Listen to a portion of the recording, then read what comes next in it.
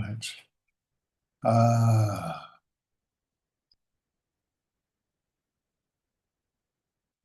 right. Hello, good evening, and welcome. This evening we have Devar Torah from Irene, followed by some davening from Stuart. So I'm going to switch over to Irene, and it's over to you now.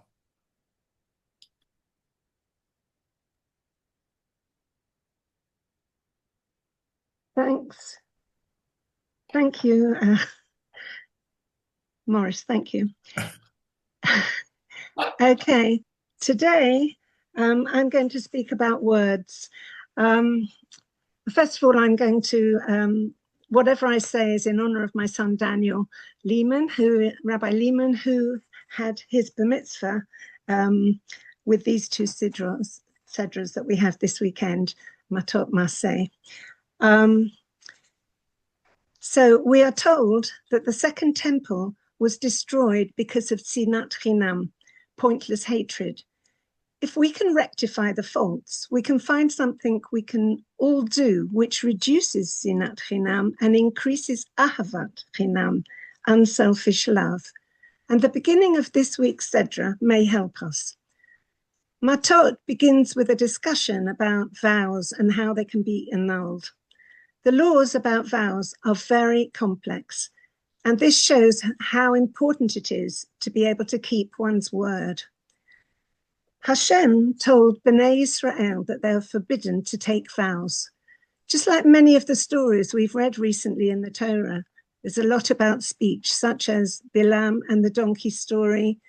Miriam was speaking Lashon Hara, and Moshe hit the rock instead of speaking to it. Parshat Matot reinforces the idea of the importance of our words and how to use them properly. The story of Yiftach, Jephthah, we also read in the Haftorah recently. Making a vow has consequences, and unfortunately for him, when he made a vow that when he came back victorious from battle, that he would kill the first thing he saw, he wasn't expecting it to be his daughter. One has to keep one's word. The old saying that we were always taught when people upset us, sticks and stones may break my bones, but words can never hurt us. I think they're out of date now because so much foul speech and anti-Semitism has been crossing social media and even just everyday lives everywhere. It's just so hurtful. Well, there we go. Once upon a time, a handshake could even close a deal or an arrangement with people. But today, millions can be paid to solicitors in order to fine-tune contracts, etc. People are often too quick to make commitments, but when payday comes up, they often find excuses not to keep and redeem pledges. The emphasis Hashem placed on vows in our Sedra shows the importance with which he attributes to us keeping our word. Commitment means staying loyal to what we said we would do, even long after a promise was made or when the interest for it has gone. As humans, we have the unique gift of speech. It's the power of speech which defines a human being and its essence and distinguishes us from other creatures. We must take advantage and use our speech constructively. It is interesting that the command regarding the vows was first told to the leaders of the tribes, as opposed to most other laws which were explained collectively to the people together. Maybe this was because the tribal leaders would be the ones who would have to make the annulments, and they had to know all the details of the law and set an example to the people. And maybe this is also why this law was introduced, just as the people were about to enter the land of Israel. Honor and trustworthiness are essential for social stability.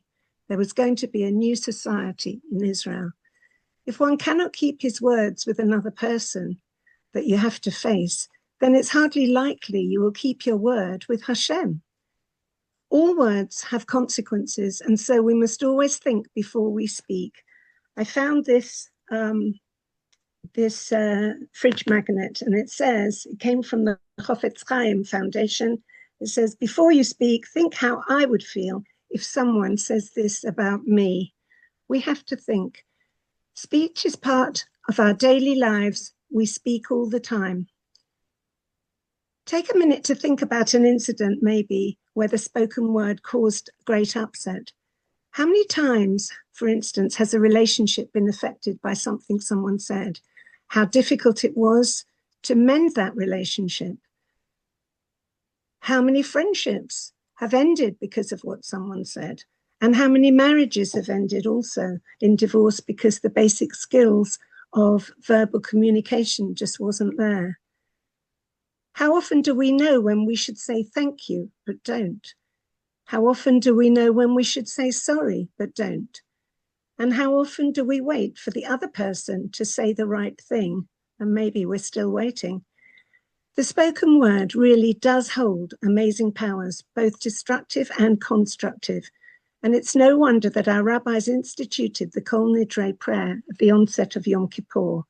And also, it's no wonder that we say B'li Neder when saying we will promise something or be somewhere, just in case we cannot make it or deliver the arrangement.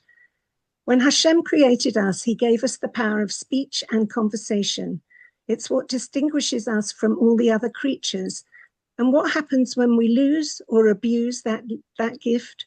We descend below the animals. Animals don't insult or abuse each other. When a human misuses the gift of speech, it can cause great hurt and embarrassment and even destruction. Hashem elevated us by this gift and also gave us the ability to make choices. These choices are based on our thinking rather than by instinct or hunger. So how should we use these gifts? Not to destroy, not to cause suffering, but we should use it to build, to heal, and to create love and friendship. And in the long term, choosing that, it will reduce sinat chinam and increase ahavat chinam. Shabbat shalom and chodesh tov. Shabbat shalom. Thank you very much. Shakaya. Very good. Thank you. Thank you.